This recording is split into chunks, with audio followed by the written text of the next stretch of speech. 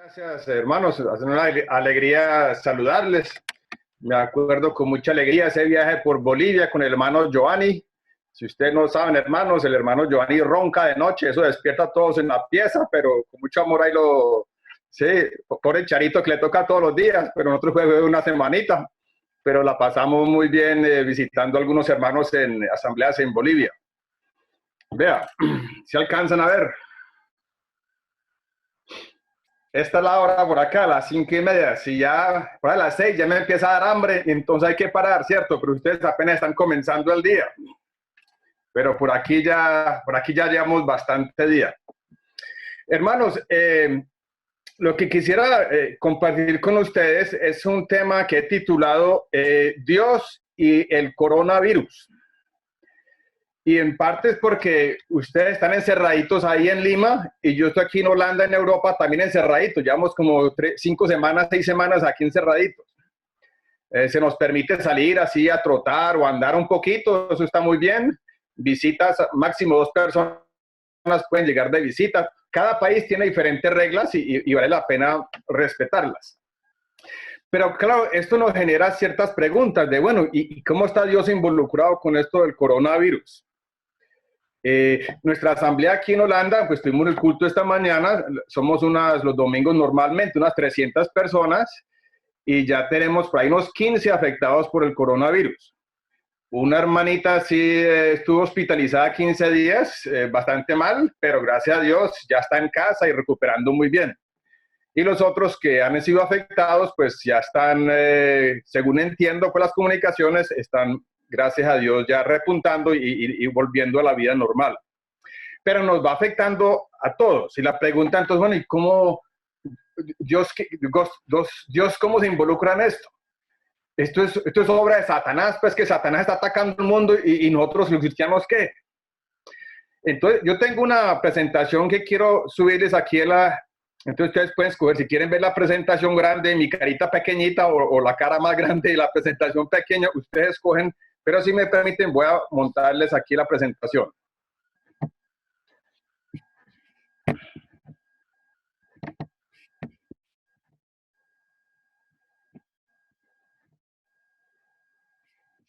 ¿Sí la alcanzan a ver? ¿Sí? Bueno, entonces lo que quiero es con ustedes en este tiempito que tenemos es buscar unas respuestas bíblicas a 5 preguntas importantes relacionadas con el coronavirus. Y aquí están las 5 preguntas. La pregunta primera es, ¿será que una peste puede venir de la mano de Dios? ¿O eso es de Satanás? ¿O eso qué? Segunda pregunta, ¿puede una peste ser un juicio de Dios? Algunos cristianos están diciendo de que Dios está juzgando al mundo en estos momentos. ¿Será que sí? ¿Será que no?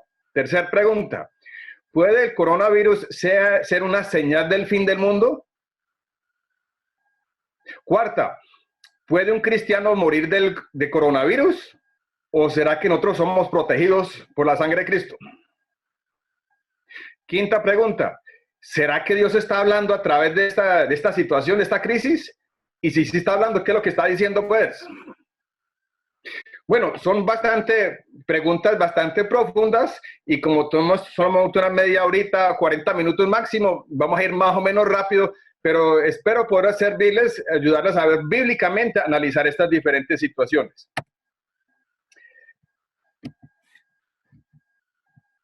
Antes de empezar a buscar las respuestas, sí, uno cuando toca un tema delicado como esto de la virus o de salud así, uno puede tener 2 enfoques diferentes.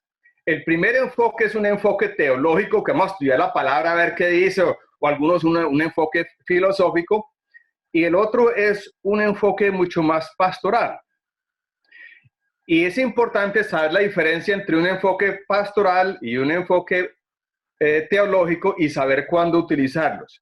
Y yo he aprendido mucho de Juan capítulo 11, cuando el Señor Jesucristo llega a una situación, a un hogar en medio de un desastre familiar.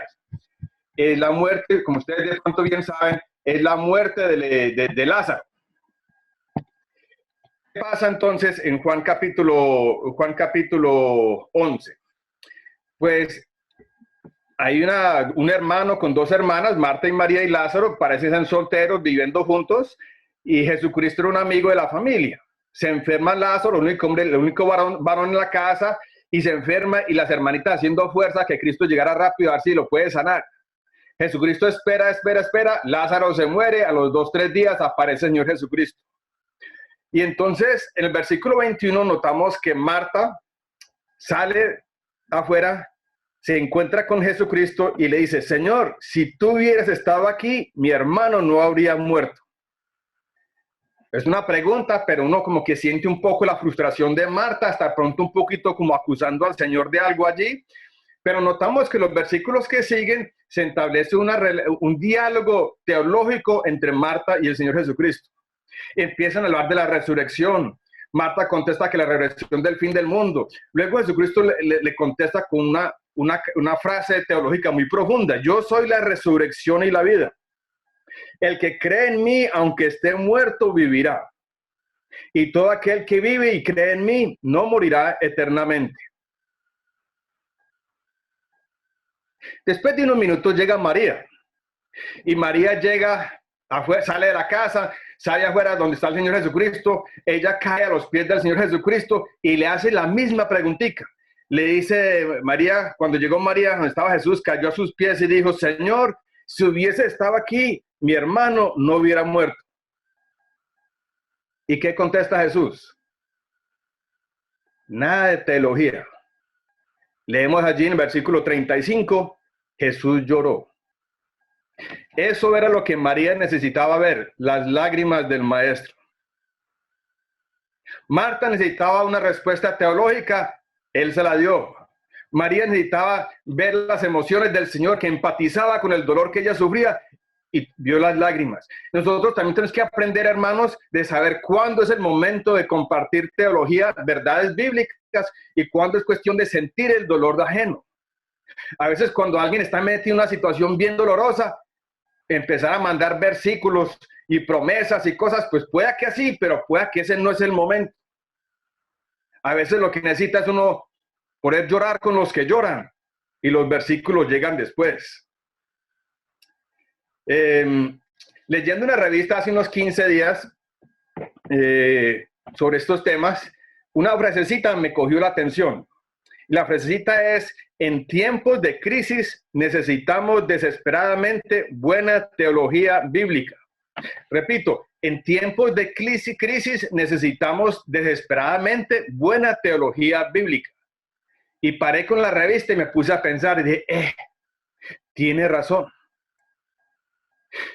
Que en momentos de crisis la teología sana bíblica nos puede sostener, entender bien las verdades de Dios. Vea, en el año 2010, nosotros tenemos, mi esposa y yo, tenemos 4 hijos, 3 hijas y un varón. Ahí están las 2 hijas y el varón. Nuestra hija mayor está en Curahuasi, de pronto está viéndose este programa, en este culto en estos momentos en Perú. En el 2010 operaron a nuestro hijo Eduardo allí del corazón. Le abrieron el corazón y se metieron 2 túneles y bueno, él quedó ahí quedaron intensivos como 6 semanas. Durante ese tiempo recibí muchas cartas por internet y las semanas que siguieron. Personas mandando versículos, comentando, diciendo que estaban orando por nosotros. Bueno, es uno de los momentos, semanas más difíciles que hemos vivido nosotros como familia. Pero me acuerdo muy bien una carta que recibí en inglés de una hermana cristiana, creo que de Canadá o de pronto Australia, no la conozco. Una carta llena de cristiana, pero llena de desespero. Esta hermana me comenta que ella también tiene un hijo de 10 años con un problema al corazón. Lo tiene hospitalizado. Que Dios le había dicho que le iba a sanar al hijo, que se iba a glorificar sanándole al hijo. En la iglesia varios le habían compartido también ese pensamiento, una palabra profética, que no, que Dios le va a sanar a ese hijo, se va a glorificar. Versículos que aparecían que Dios le iba a sanar a ese hijo. Y hace 15 días se le había muerto el hijo. Y en esa carta llena de desespero, esa hermanita me dice, hermano Felipe, he perdido a Dios, he perdido a mi hijo y he perdido a mi Dios. Me siento desesperadamente sola. Ya no puedo confiar en ese Dios de que no me cuida el hijo, que me dice que me lo va a sanar y no me lo sana. Nota que en el momento de crisis necesitamos teología sana. ¿Sí? La teología que está equivocada solamente nos va a generar ciertos desesperos en los momentos de crisis. Y por eso, aún en medio de este tema ahora de la corona crisis, es muy bueno revisar nuestra teología y qué dice la palabra de Dios sobre estos puntos diferentes. La forma en que vemos a Dios, la forma en que vemos la palabra de Dios, determina cómo vemos todo el mundo a nuestro alrededor. Vamos entonces para la primera pregunta. ¿Puede una plaga, una peste, una epidemia venir de la mano de Dios? Mira, cuando yo leo en Mateo 10, 29, no, antes, hay una, no sé allá en el Perú, en Lima, pero aquí en Holanda escucho bastante esta expresión, que una enfermedad o una plaga, una peste, una epidemia, eso no armoniza con el carácter de Dios. Así que no puede venir de la mano de Dios. O sea, tienen su percepción de cómo es Dios. Dicen, no, una plaga no cuerda con el carácter de Dios, entonces eso no viene de Dios. Bueno, yo quiero mostrarles de que la cosa no es tan sencilla. En Mateo capítulo 10, versículo 29, leemos el versículo donde Cristo comenta sobre los pajarillos. Dice, ni uno de ellos cae a la tierra sin vuestro Padre. Esta mañana cuando ustedes estaban todavía dormidos, esto ya hace como unas 8 horas, mi esposa y yo salimos a un bosque a andar una hora y media. La cantidad de pajaritos esta mañana cantando con alegría, y yo dije, tantos pajaritos que aquí ni los veo en los árboles, pero los escucho. Y no cae un pajarito a la tierra sin que Dios les esté involucrado en alguna manera. Hermanos, si nuestro Dios está involucrado en la vida de cada pajarito, ¿cómo no va a estar involucrado en cosas más grandes de su vida o cosas más nacionales o internacionales como una crisis, como un virus en estos momentos? Dios está conectado con todo lo que sucede en este planeta. Pero bueno, ahora pensemos en eso de una plaga o una virus o una pestilencia. Lo cierto es que nosotros de pronto es la primera vez en nuestra vida que estamos viviendo una cuestión, una plaga, una virus como la presente. Pero las plagas y las virus, las pestilencias, las pestes no son cosas nuevas. Este planeta Tierra ha tenido pestes por muchos años. Si usted busca en su Biblia, en la Reina Valera 60, con su computadorcito, y usted busca la palabra plaga, la va a encontrar 81 veces. Si usted busca la palabra peste o pestilencia, por ahí 44. En total encontré 120 y pico versículos que hablan de pestes. Y pues, algo podemos aprender de cómo es que Dios describe pestes y plagas en la palabra de Dios. Por ejemplo, usted reconocerá ahí las 10 plagas de Egipto. Algunas plagas tienen que ver con cosas como las ranas, las moscas, las langostas, el granizo, pero hay otras plagas que tienen que ver con enfermedades. Y cuando tiene que ver con enfermedades, a veces es más usual usar la palabra peste. Por ejemplo, la plaga número 5 era una peste sobre el ganado. Si esa vaca y toda enferma, con la lengua afuera, hombre, eso era una peste. La plaga número 6, hay con el señor con esos granitos en la mano, eso ven en las úlceras, unas úlceras, como una enfermedad que afectó a las personas, seres humanos y también al ganado. Hermanos, ¿de dónde vinieron estas 10 plagas? Eso no fue de Satanás, eso no fue de Moisés. Estas plagas vinieron de parte de Dios como un juicio sobre el pueblo de Israel, sobre los egipcios, perdón. Entonces yo aprendo aquí que sí, que a veces estas cosas pueden venir de las manos de Dios. Si usted lee Levíticos 26, versículo 25, Dios le da una advertencia al pueblo de Israel y le dice que si ustedes son infieles, desleales al pacto con Dios, yo les enviaré, dice, voy a citar, yo enviaré pestilencia entre vosotros. Entonces noto que a veces, no es que estamos diciendo que siempre, pero a veces Dios puede ser el origen de estas pestilencias. Pero tengamos cuidado, no es siempre así y no siempre lo sabemos, pero quiero mostrarles que a veces Dios, la mano de Dios sí está involucrada. La segunda pregunta, ¿puede una peste ser un juicio de Dios?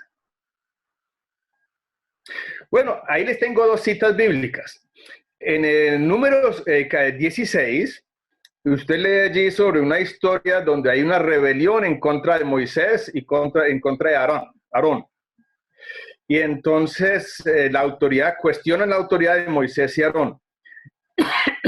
Y si usted lee el capítulo, usted llega al versículo 49, donde dice que Dios juzgó a los israelitas por esa rebelión con una plaga. Y 14,700 personas murieron, casi 15,000 personas. Hombre, a veces una plaga puede ser entonces un juicio de Dios.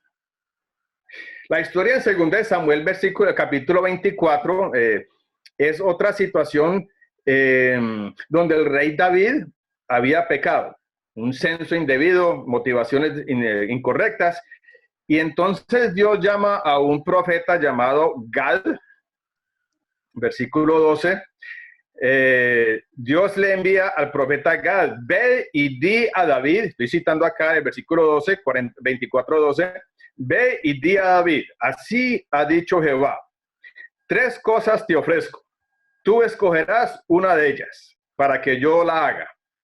Primero, ¿quieres que vengan 7 años de hambre en tu tierra? La pregunta de Dios por Gad a David, al rey David.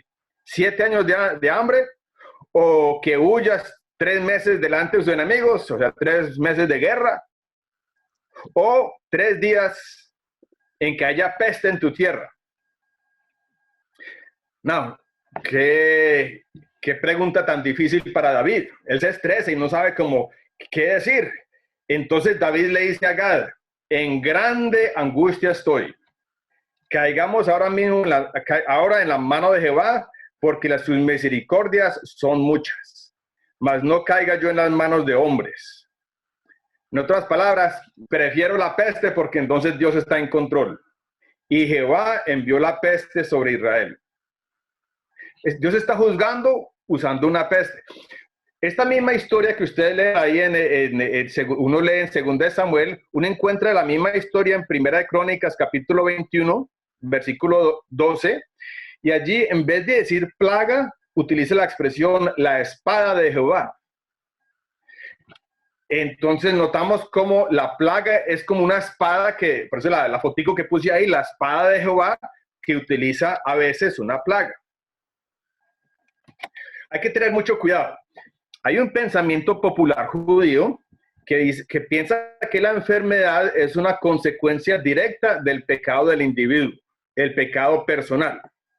Esa forma de pensar también llega a Sudamérica, Perú, Colombia, es un poco popular y no sientes que no, las personas buenas pasan cosas buenas y al malo le pasan cosas malas. Es una forma muy sencilla de pensar y es equivocada. En la Biblia encontramos varios ejemplos que nos muestran que esta forma de pensar es equivocada. ¿Se acuerda allí? Ese es un selfie de Job, cuando estaba pues, bien llevado. Y entonces los amigos de Job le decían, oiga Job, ¿usted algún pecado ha cometido, mano? Rebúsquese bien y confiese el pecado, porque usted le han pasado tantas cosas malas, tiene todos esos granos y todo eso, mano. Confiese su pecado para que yo lo pueda sanar. Asociaban el pecado personal con la enfermedad, pero usted y yo sabemos que la enfermedad de Job y el desastre no era debido a él, sino que Dios estaba trabajando con un plan macro mucho más grande que él no entendía. En el Nuevo Testamento, Jesucristo encuentra a un hombre ciego. Y en Juan capítulo 9, y el versículo 2, le preguntan a sus discípulos, Rabí, ¿quién pecó o sus padres para que haya nacido ciego? Si ven, el pensamiento de ellos era que la ceguera estaba relacionada al pecado de los papás, están castigando a los padres, o que el muchacho había pecado, no sé, no había pecado dentro del vientre alguna cosa, y que Dios lo estaba castigando con la ceguera. Y Jesucristo le responde, no muchachos, por así no es la cosa. Este hombre ha nacido ciego para que las obras de Dios se manifiesten en él. Dios tiene planes grandes que a veces no entendemos. Es cierto, la enfermedad, la plaga, la muerte, eso han entrado al mundo debido al pecado. Génesis capítulo 3. Adán y Eva pecaron, entró el pecado al mundo, entró la corrupción en el mundo y vivimos como cristianos también con esos problemas. Nos afectan a todos. A veces, pregunta, ¿puede la peste ser un juicio de Dios? Yo diría, hermanos, a veces sí, pero tengamos mucho cuidado. Leemos historias como Ananías y Zafira, ¿se acuerdan? Que Ananías y Zafira pecaron y entonces Dios los llamó de una vez, los mató. Hechos capítulo 5. Nosotros leímos esta mañana ahí en el culto 1 Corintios 11. Luego dice que no tomemos de la copa indignamente. Y luego dice, sigue leyendo, dice, por eso júzguense a sí mismos. Y por eso hay algunos enfermos y algunos duermen. Dios también interviene a veces con juicio cuando desobedecemos su palabra. Pero el problema es que nosotros no sabemos cuándo es así y que tenemos que tener mucho cuidado con juzgar. Propongo que es que si la Biblia nos dice que algo es un juicio de Dios, entonces sabemos que es un juicio de Dios. Pero si Dios no se ha pronunciado al respecto, tengamos mucho cuidado con nosotros, pues no decir, no, Dios lo está juzgando, hermano, o Dios está juzgando al planeta, o Dios está juzgando ese país. Hombre, de pronto sí, de pronto no, nosotros no sabemos, tengamos cuidado. Podemos causar mucho daño cuando nos ponemos a expresar nuestra opinión de que, ay, hermano, usted está enfermo, algún pecado habrá cometido. ¿Sí? Eso puede ser muy dañino. Nosotros ahorita estamos viviendo en el tiempo de la gracia, así como hermano Joel en su meditación compartió esta mañana. Vivimos en el tiempo de la gracia, no en el tiempo de juicio. En 2 de Pedro capítulo 3, versículo 9 leemos, el Señor no retarda su promesa, según algunos tienen por tardanza, sino que es paciente para con todos, no queriendo que ninguno perezca, sino que todos procedan al arrepentimiento. Ese es el corazón del Señor en este periodo dispensación de la gracia. Y por eso cuando alguien dice, no, hermano, es que Dios está juzgando al mundo, lo acaba, digo, no, yo creo que Dios en estos momentos está, las plagas, sí, las veo en Apocalipsis, pero en este momento Dios está buscando salvar almas perdidas por internet. ¿Usted sabía que en estos momentos las páginas electrónicas cristianas que evangelizan a través de la red están súper ocupadas? Mucha más gente visita ahora el internet buscando preguntas cristianas, estudiando la Biblia y todo eso, que hace 3 meses. Este crisis genera un despertar también espiritual. Vamos para la pregunta número 3. ¿Puede el COVID o la coronavirus ser una señal del fin del mundo?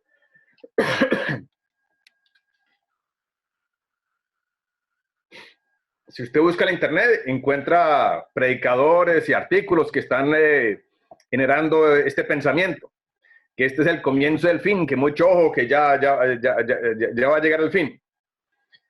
En Lucas capítulo 21, está el Señor Jesucristo con sus discípulos y gente alrededor, y le preguntan al Señor Jesucristo sobre cuándo será el fin y qué señales habrá para el fin. Y si usted lee este capítulo 21, Jesucristo contesta con varios detalles. Él dice que el fin, que Jesús dijo que habrán guerras, grandes terremotos, habrán hambres, habrán pestilencias.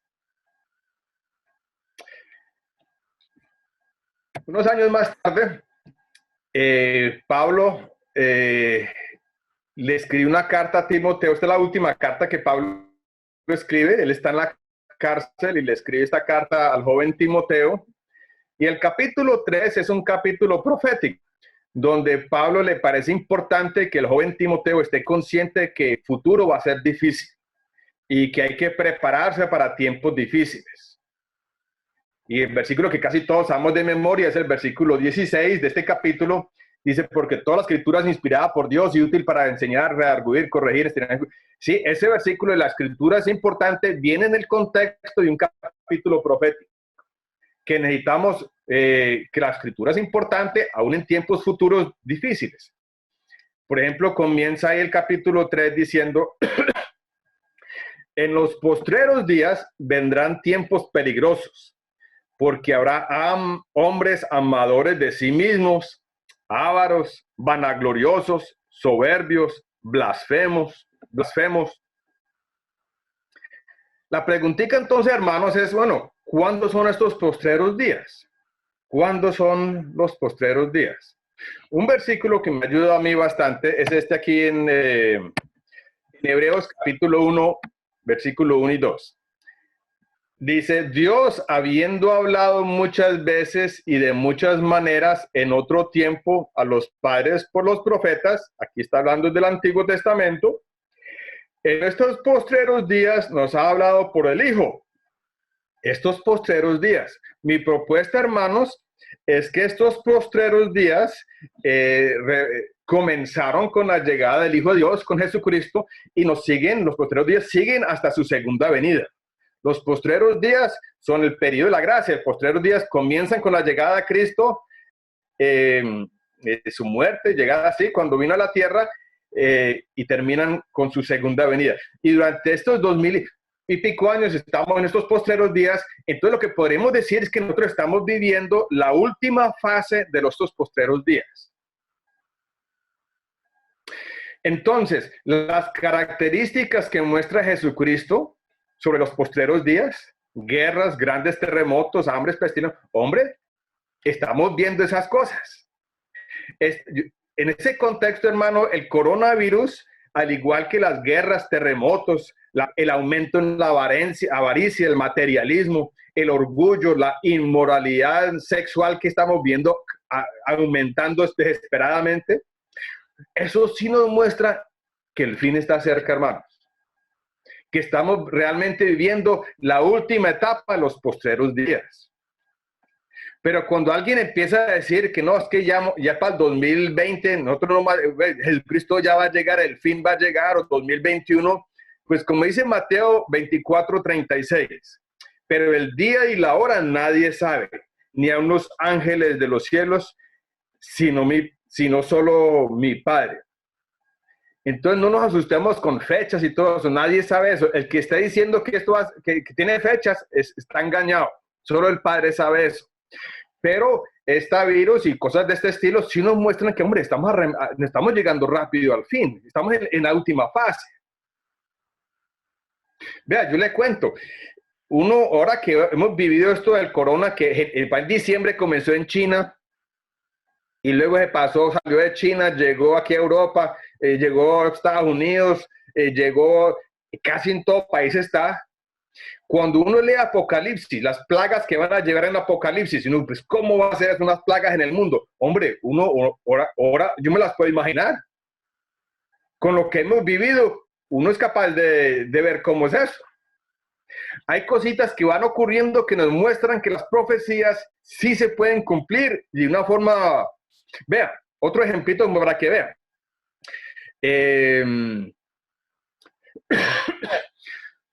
Hay un versículo que dice, cuando Cristo venga, que todo ojo lo verá. Y yo me he preguntado, ¿cómo va a ser eso? Es que si Jesucristo llega en Israel, aquí no hay capaz de ver a Israel, ustedes tampoco. ¿Cómo va a ser eso que todo ojo lo verá? Y si Él llega de día en Israel, está de noche en Perú. Entonces están todos dormidos en el Perú, ¿cómo lo van a ver?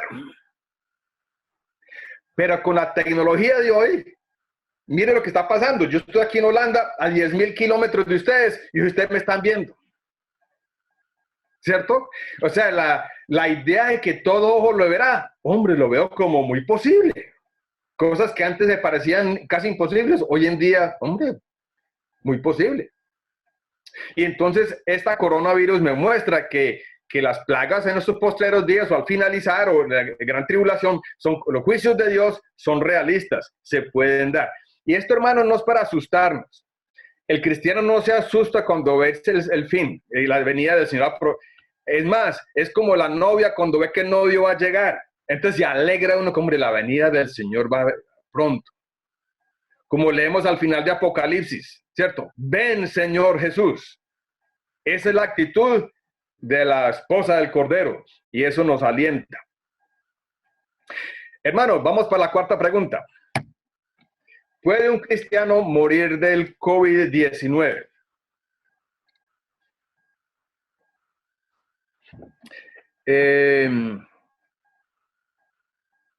Este Salmo 91 siempre ha sido popular. No sé cómo es en el Perú, pero en Colombia hay muchos hogares que tienen una Biblia grande en la sala, así abierta, con el Salmo 91. Es un salmo muy hermoso y muchas personas creen que tener el salmo y la Biblia grande en la sala como que les va a traer buena suerte, una bendición al hogar o les va a cuidar la casa. El salmo comienza así: el que habita al abrigo del Altísimo morará bajo la sombra del Omnipotente. Diré yo a Jehová, esperanza mía y castillo mío, mi Dios en quien confiaré. Él te librará del lazo del cazador, de la peste destructora. En estas últimas semanas, este salmo se ha vuelto muy popular. Lo mandan mucho por internet, con tarjeticas y tal, y especialmente enfocándose en esa última parte. Te librará de la peste destructora. Hay como un sentir de que si oramos con suficiente intensidad, entonces eso del coronavirus no va a llegar al barrio. Eso no va a llegar a mi casa, eso no va a llegar a mi iglesia, porque es que vea el Salmo 91. Esta semana pasada había un hermano un poco desanimado y entonces yo lo llamé y le dije, hermano, yo voy a visitarle. Está bien, por la tarde yo le caigo y nos tomamos un cafecito.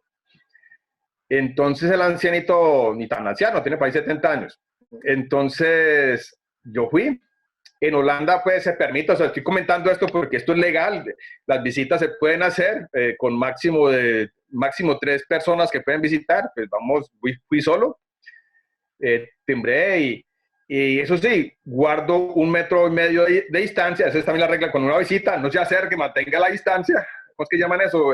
Algo social, distanciamiento social. Entonces yo le dije al hermanito, pues yo le sonreí y le dije, hermanito, pues no le doy la mano, sino lo saludo, pero como ahí está, es como un poco incómodo uno visitar sin darle la mano. Entonces el hermanito me dijo, no, tranquilo hermano Felipe, que aquí en mi casa no entra ninguna virus, yo soy cristiano. Dije, yo soy cristiano, aquí en mi casa no entra ninguna virus. Ese hermanito también está pensando algo como en este salmo. Entonces, como aplicándolo a su vida, como soy cristiano, amo al Señor, aquí el Señor no permita que entre un virus a mi casa. ¿Qué dice la palabra de Dios en cuanto al respecto? Primero es que este Salmo 91 es un salmo muy hermoso. Es una canción judía que la cantaba el pueblo de Israel. Encontramos aquí una promesa que preguntan, ¿será que este salmo garantiza que ningún judío puede ser infectado por una peste, una plaga? Pues yo creo que no, hermanos. Cuando miramos las promesas de Dios en su palabra, notamos que hay 2 clases de promesas. Hay promesas incondicionales, o sea, son promesas que Dios dice, yo las voy a hacer y las hago. Y hay promesas condicionales, que dice, si usted hace esto, yo hago eso. O sea, hay cierta expectativa de parte que Dios espera de nosotros. Algunas promesas son condicionales, algunas incondicionales. Pensemos, por ejemplo, en esta. ¿Se acuerda de esas 10 plagas que mencionamos en Egipto? Usted bien sabe que cuando llegaron las plagas, la plaga afectaba a los egipcios, pero los israelitas que vivían así en un barrio cerca, pero están como apartados sí, a los israelitas no les afectaban las plagas, solamente a los egipcios. Sí, llegaban las ranas, llegaban sí, los sapitos esos, los zancudos, afectaba los israelitas, los egipcios, pero no afectaba a los israelitas. Cuando se le enfermó el ganado, ahí versículo el quinto, la plaga quinto, se enfermó el ganado de los egipcios, pero el ganado de los israelitas quedó protegido. Eso era automático. Las primeras 9 plagas de las 10, Dios automáticamente protegió al pueblo de Israel. Pero la plaga número 10, la muerte del primogénito, había una promesa de protección condicional. El israelita debía hacer algo, ustedes saben, debía sacrificar un animal, un cordero, coger la sangre y pintarlo en el dintel de la puerta, y esa noche cuando pasaba el ángel heridor, no mataría el primogénito de la persona que estuviera dentro de esa casa. Veré la sangre y pasaré, ¿sí o no? Si de pronto una familia de israelitas hubiera dicho, no, yo para qué me voy a poner a pintar la puerta con sangre, eso no, eso es muy ordinario así, no, o sea, me daña la pintura, de pronto me afecta la madera, yo no hago eso. No había protección para el judío si no seguía el protocolo. ¿Sí? Entonces yo noto que si hay de las 10 plagas había protección automática para los 9, pero para la 10 era una promesa de protección condicional. Yo noto que a veces, también en el Antiguo Testamento y Nuevo, que a veces Dios castigaba al pueblo de Israel cuando era desobediente, a veces con una peste. Vemos ya, a veces la peste era para ayudarlos a reflexionar o para arrepentirse, para volver a Dios. En Levítico capítulo 13 y 14 encontramos un protocolo, o sea, para evitar de que enfermedades infectuosas se regaran por medio del pueblo. Así como ahí en Lima hay ciertas reglas del gobierno que no salga de la casa, o que salgan en grupitos de a 2, o que mantenga cierta distancia, o que estén encerrados, si tiene una gripita no salga, pues cositas de ese estilo. Así también en Levíticos 13 y 14 hay ciertas reglas para cuando una enfermedad infecciosa entraba al pueblo de Israel.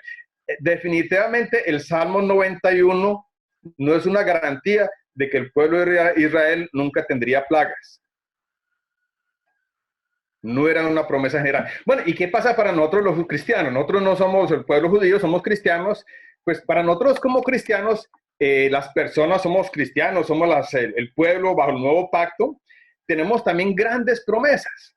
Aquí, por ejemplo, Pedro nos dice que Dios nos ha dado preciosas y grandísimas promesas para que por ellas llegaseis a ser participantes de la naturaleza divina.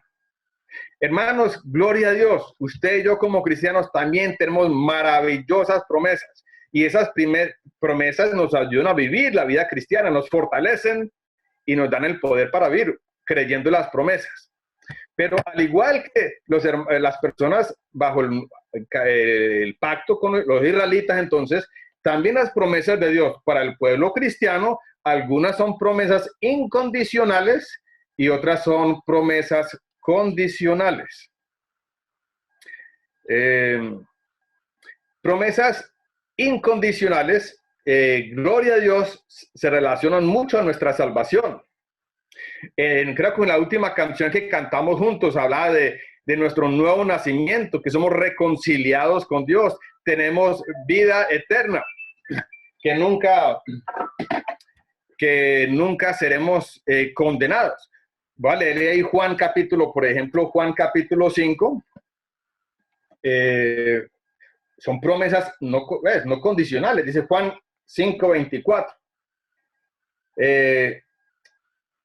El que oye mi palabra y crea al que me envió, tiene vida eterna y no vendrá condenación. Si nosotros, como cristianos, de la condición es que seamos cristianos, si somos cristianos, no vendrá condenación, mas ha pasado de muerte a vida.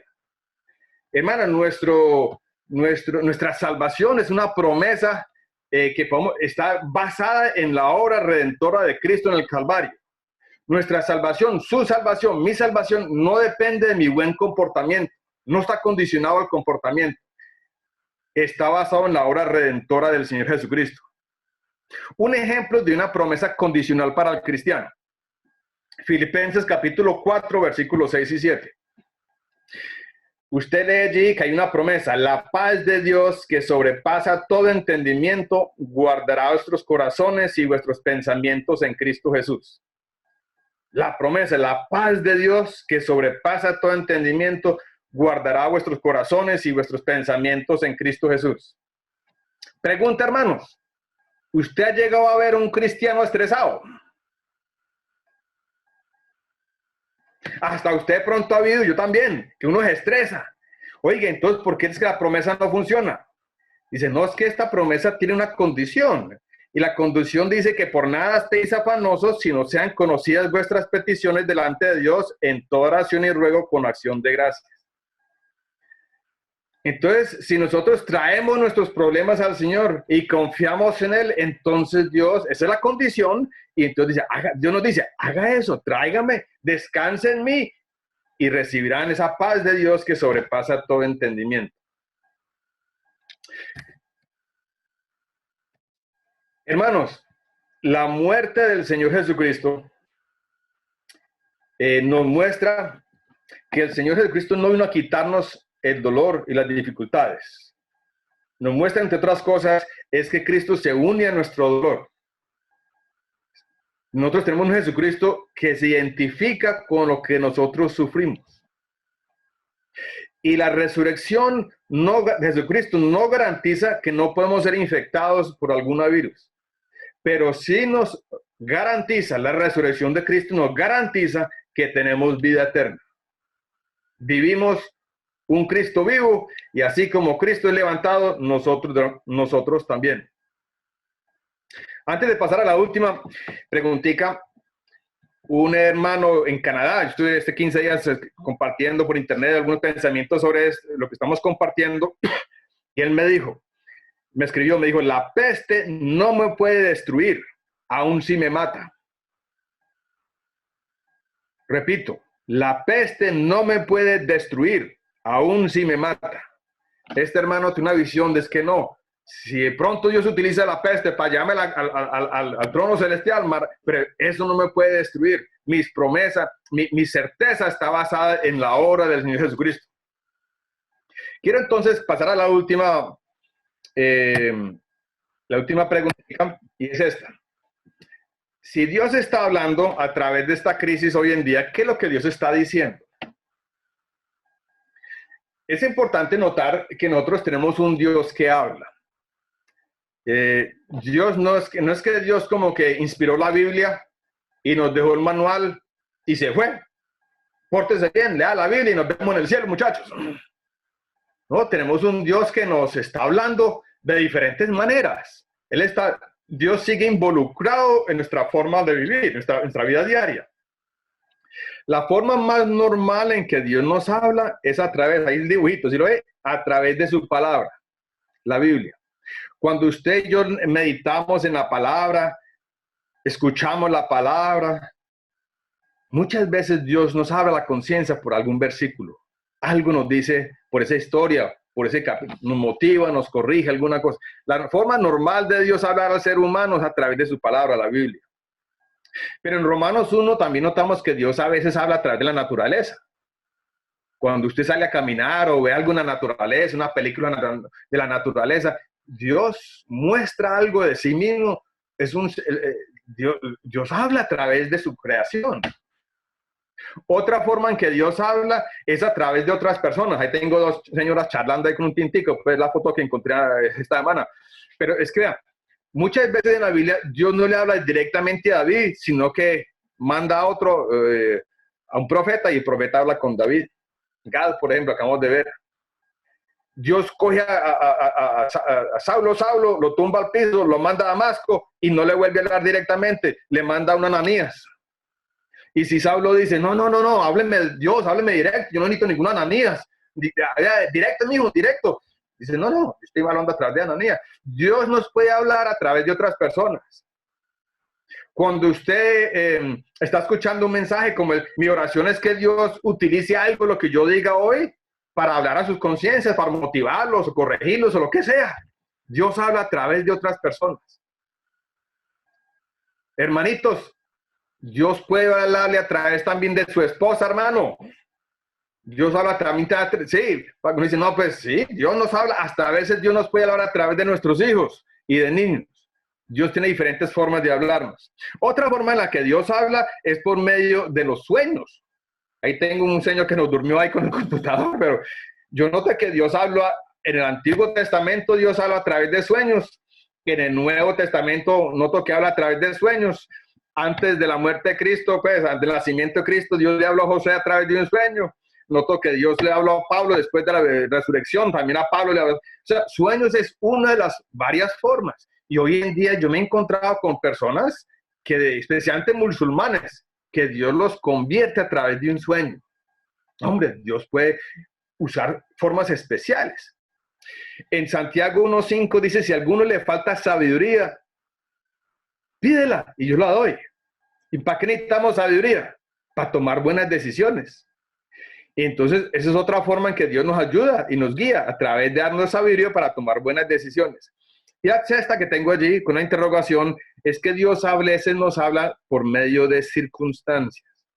Si alguien me pregunta a mí, ¿será que usted cree que Dios está hablando a través del coronavirus? Digo yo, claro que sí, hermano. Es que nosotros tenemos un Dios que sabe hacer millones de cosas al mismo tiempo. Y entonces a través de esta coronavirus le está hablando a usted de una manera, a mí de otra manera, al vecino de otra manera, al presidente Trump de otra manera, al tipo chino de otra manera. Dios está hablando muchas cosas a diferentes personas en diferentes situaciones. Pero Dios se aprovecha el papayazo y utiliza aún estas situaciones para comunicar cosas. Por ejemplo, ¿qué podría estar Dios diciéndole a nosotros aquí en este planeta en estos momentos? Pues yo creo que una cosa que podría estar diciéndonos es que cuidemos mejor este planeta. Sí, que Dios nos ha confiado el planeta, que lo cuidemos y nosotros lo estamos estirando, le estamos tirando duro, casi no reciclamos nada, tiramos las basuras, una cantidad de plásticos, ahí mantenemos tirando plásticos al piso. Y Dios nos dice, hombre, si ustedes no cuidan el planeta, se le va a dañar el planeta, pues óchele ojo, este es cierto. Es un mensaje que Dios nos puede dar. Algunas personas viven como si nunca fueran a morir. Súper fuerte. A mí no me... Oiga, con esta coronavirus, de pronto sí, de pronto este es el momento suyo. Usted de pronto está muy saludable, de pronto Dios lo va a llamar en 15, 20 días. Y eso lo pone a pensar, hombre, esta vida es más. Después de la muerte hay algo. ¿Qué va a pasar desde la muerte? De pronto una motivación para buscar del Señor. A la iglesia, yo creo que Dios también habla a la iglesia a través de esta crisis. Muchas iglesias tienen una teología sencilla, que las cosas buenas que a ellos les gusta vienen de Dios y las cosas malas que no les gusta vienen de Satanás. La cosa no es así tan sencilla, tan sencilla. Algunos cristianos creen que la prioridad de Dios es su comodidad personal o la salud del cristiano. Digo, hombre, a veces Dios sí sana y de una forma milagrosa y a veces no. La prioridad de Dios es la glorificación de Jesucristo y no la comodidad del cristiano, no la salud del cristiano. Este tiempo de cambio en nuestra vida, Dios la puede utilizar para llamarnos a conocer a Dios mejor. Qué dicha que nosotros los cristianos desarrolláramos más la actitud de Job del Antiguo Testamento. En Job capítulo 13, versículo 15, yo leo que él dice, he aquí, aunque él me matare, en él esperaré. En otras palabras, Job decía, aunque Dios me acaba de matar, yo sigo confiando en él. Qué actitud tan, hombre, me inspira ese joven en esa situación. No es que no, pues si Dios me bendice, me mima, me cuida, me mantiene, entonces voy a confiar en él. No, aunque él acabe conmigo, yo sigo confiando en él. Qué dicha, eso lo podemos aprender también en esta situación.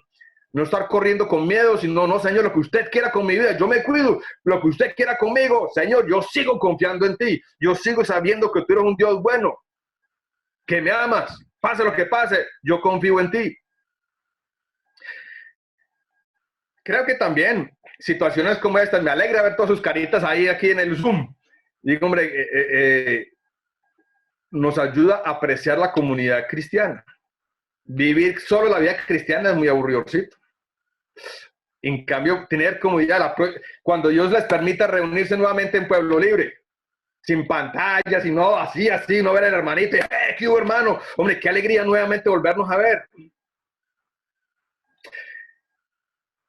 Para algunos de nosotros, este tiempo raro puede ser un llamado a mejorar nuestra relación con el Señor. Para algunos de nosotros es el llamado a profundizar en la palabra. Siempre hemos tenido ganas de profundizar, pero nunca como que nos llega el momento. No, un día de estos me voy a leer el libro que compré hace 3 años. Un día de estos, bueno, llegó el día. Vamos a profundizar un poco en la palabra. De pronto hay un pecado en su vida que Dios está llamando a que identifique. Tómese el tiempo ahorita, identifíquelo, confiéselo y apartes. De pronto es una relación que hay que restaurar y pues vamos a ponerle pilas a restaurar esta relación, a perdonar o a pedir perdón, vamos a reconciliar. A veces Dios, de pronto para algunos, Dios está utilizando esta situación para desprendernos de algo, para darnos algo nuevo. Cuando todo anda más o menos bien, agarramos lo que tenemos, no queremos soltar nada. Y a través de una crisis, Dios puede soltar algo. Y hombre, ¿será que Dios me está llamando a la obra misionera? Y estoy tan apegado a mi negocio, pero tengo el negocio cerrado. De pronto es que el Señor me está llamando a otra cosa. Dios utiliza estas cuestiones para hacernos pensar diferente. De pronto usted, hermano, no ha sabido apreciar a su esposa. Ahora que está encerradita con ella, aprenda a apreciarla. Ella lo cuida a usted como nadie más. Ella es ¿sí? O ese marido un poco complicado, pero también la quiero aprender a valorarnos como parejas. Valorar a nuestros hijos. Hombre, Dios obra a través de este tiempo Dios habla a través de esta crisis de muchas maneras y a diferentes personas, a usted y a mí de otras maneras diferentes. Hermanos, se ha acabado el tiempo. Voy a pasar a la última imagen, la conclusión. Bueno, sí, cada uno nos está hablando de maneras diferentes. Aquí está la conclusión.